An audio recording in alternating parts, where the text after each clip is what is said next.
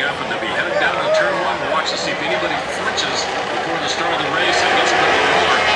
Not a good start for the third place rider as they head down into turn number one. Now it looks like the Monster Energy Yamaha is up front. Now it was Tommy Hayden that got the launch, and it's interesting to know Tommy's very traditionally a great starter, and he does not use the sophisticated launch control electronics that most of the riders have available to them.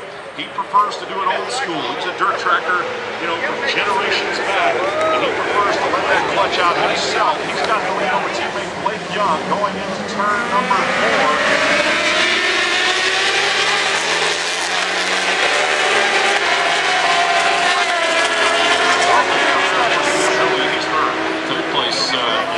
I thought it was, Chris, it was the number 54, Roger Hageman, in the third place position on the National Guard bike as they worked their way up towards the museum.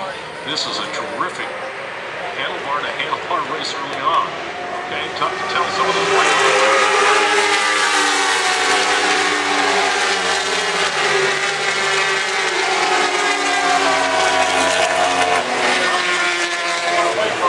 Roger Hayden, but it's the two Rockstar Makita Suzuki's up front right now. Tommy Hayden on the point.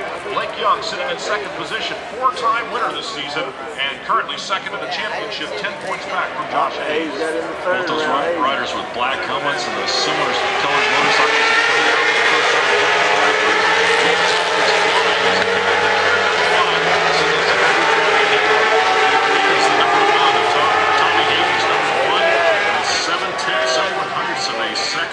Ahead of Blake Young, then Josh Hayes, Tommy Hayden, his brother Roger Hayden, Chris Paris, Steve Rapp, Martin Cardenas, and Larry Peggers ahead in the 4.